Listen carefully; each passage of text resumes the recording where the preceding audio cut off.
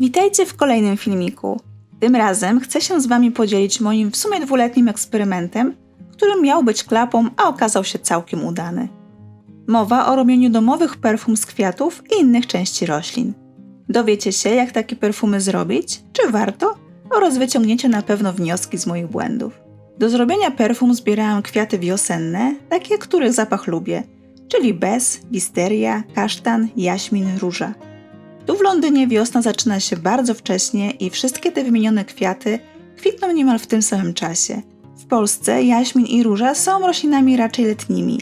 Robienie perfum można zatem zacząć wiosną i kontynuować do lata.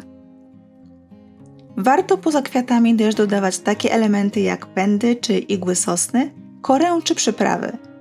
I właśnie, robienie perfum zaczęłam wiosną 2 lata temu z użyciem tylko i wyłącznie kwiatów.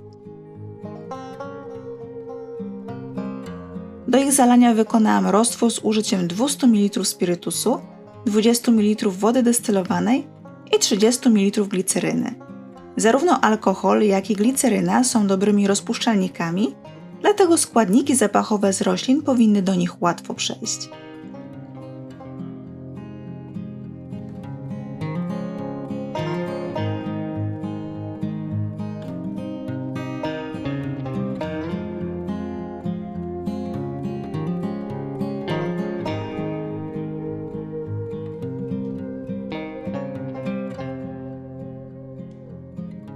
Każdego dnia odcedzałam roztwór i tym roztworem zalewałam kolejną porcję świeżych kwiatów.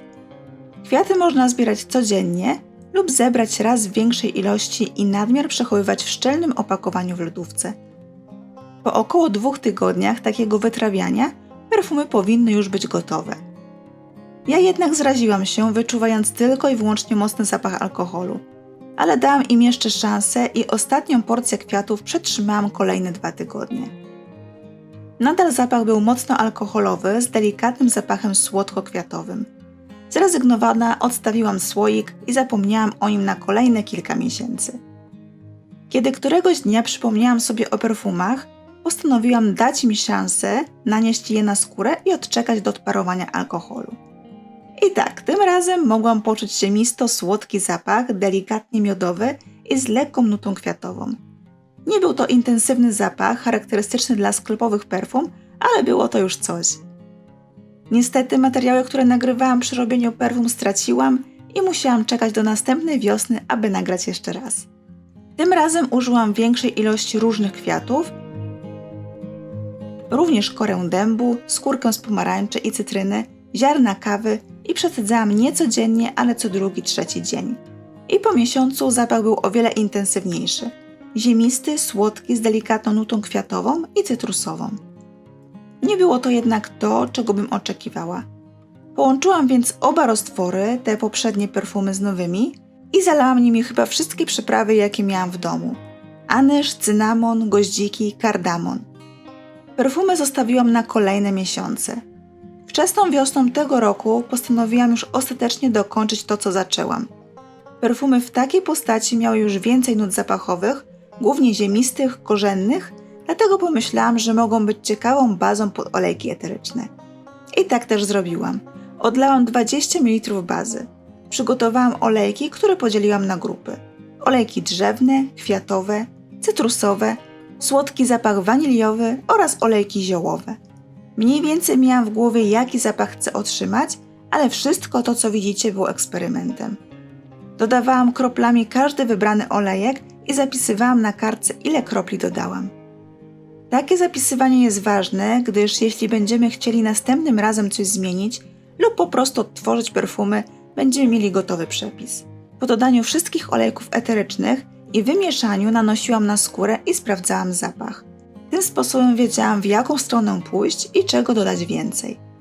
Dodałam więcej olejków kwiatowych i cytrusowych. Wszystko oczywiście zapisywałam. I tak, tym razem widzicie już po moim uśmiechu, że jest dobrze. Zapach jest intensywny, kwiatowo-cytrusowy, delikatnie słodki i trochę męski. Dokładnie taką kombinację lubię. Całą listę moich olejków znajdziecie w opisie pod filmikiem. Zapach naniesiony na skórę z każdą minutą się delikatnie zmienia, bo jedne olejki wietrzeją szybciej niż inne. Zapachy też się wzajemnie przenikają, co daje po czasie inne odczucie. Zapach utrzymuje się na skórze przez długie godziny, więc jak na pierwszy eksperyment jestem naprawdę zadowolona. Jedynym minusem perfum jest ich intensywny kolor powstały w wyniku długiego procesu wytrawiania roślin. Jednak po wyschnięciu na skórze praktycznie nie pozostawiają żadnego śladu. Teraz podam Wam parę wskazówek.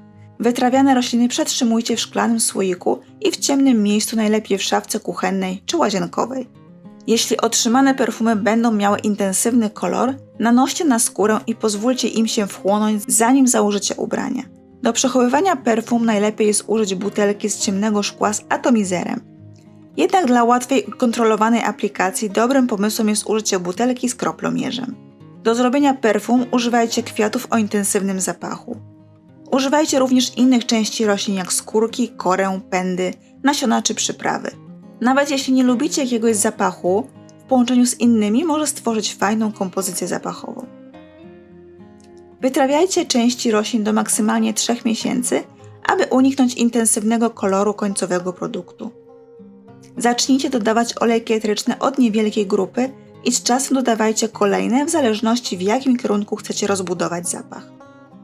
Zapisujcie nazwę olejku i ilość kropli na kartce, co ułatwi stworzenie lepszych perfum kolejnym razem oraz ich odtworzenie. Pozostałą część bazy perfumowej przechowujcie w szczelnie zamkniętym słoiku w ciemnym miejscu. Jeśli chcecie uniknąć długich tygodni oczekiwania lub otrzymać transparentne perfumy, użyjcie czystej mieszanki rozpuszczalników i do niej dodawajcie olejki eteryczne. Robienie własnych perfum okazało się fajną zabawą i ciekawym eksperymentem. Ja z całą pewnością będę udoskonalać swoje perfumy i kombinować z innymi zapachami, aby otrzymać swój unikalny zapach. Fajnym pomysłem jest też zrobienie kilku perfum i dobieranie ich wedle nastroju czy okazji. A czy Wy robicie swoje perfumy? Podzielcie się swoim doświadczeniem lub spostrzeżeniami na temat mojego eksperymentu. Jestem wdzięczna za każdy Wasz komentarz czy polubienie. Dziękuję, że jesteście i do usłyszenia w kolejnym filmiku. Pa, pa!